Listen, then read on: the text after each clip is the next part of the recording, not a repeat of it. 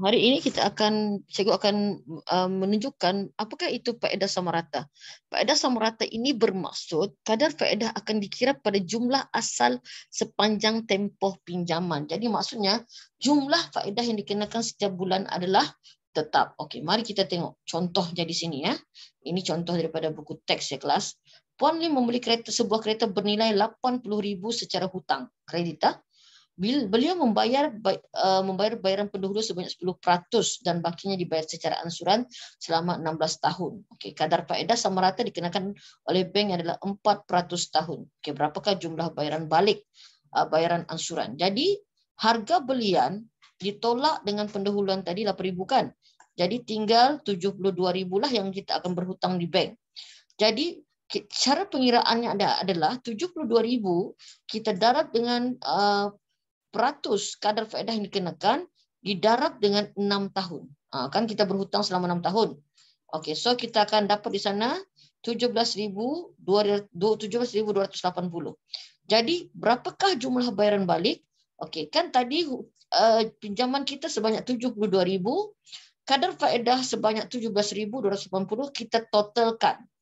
Dan kemudian okey, kita mau bayar selama 6 tahun. 6 tahun bersamaan dengan berapa bulan? Darab dengan 12. Jadi bersamaan dengan 72 bulan. Jadi 89,280 dibahagi dengan 72 bulan, satu bulan kita akan bayar sebanyak 1,240. Okey, 1,240. Okey, cuba bagi contoh lagi. Okey, contoh Puan Ashrafah membeli sebuah kereta bernilai 4,500 secara kredit dan beliau membayar pendahuluan sebanyak 10%. So maksudnya kita kira dulu 45,000 darab dengan 10%.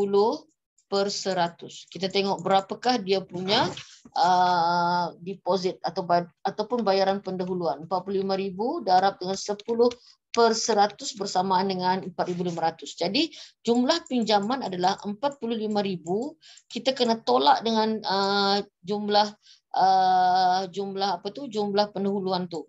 Maksudnya yang kita berhutang adalah sebanyak 45,000 tolak dengan 4,500. Jumlah hutang kita adalah 40,500. Okey, jadi macam mana kita mau kira faedah untuk selama 6 tahun? So caranya adalah untuk mengira faedah adalah 40,500 darab dengan 3,5% darab dengan berapa tahun? 9 tahun. Jadi 40,500 darab 3,5% darab 9.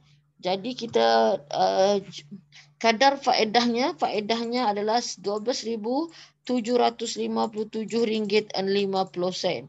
Jadi jumlah bayaran balik adalah jumlah pinjaman kita tadi 40,500 kan? Dan kadar faedahnya adalah RM12,757.50. Jadi kita tengok berapakah kita punya jumlah hutang sekarang. 40,500 sama dengan hutangnya bersamaan dengan RM53,257.50. Jadi bayaran ansuran bulanan selama 9 tahun, jadi maksudnya 9 darab 12. Okey, kita kira 9 darab 12 bersamaan dengan 108 bulan. Jadi RM53,257.50 dibahagi dengan 108. Jadi RM53,257.50 bahagi dengan 108 bersamaan dengan sebulan kita bayar sebanyak RM493, 493.125 sen. Itulah yang kita bayar setiap bulan. Jadi untuk pembayaran cara kita mengira bayaran balik hutang kereta kita ada 4 langkah. Okey, ada berapa langkah kelas? 4 langkah. Okey, selamat belajar semua.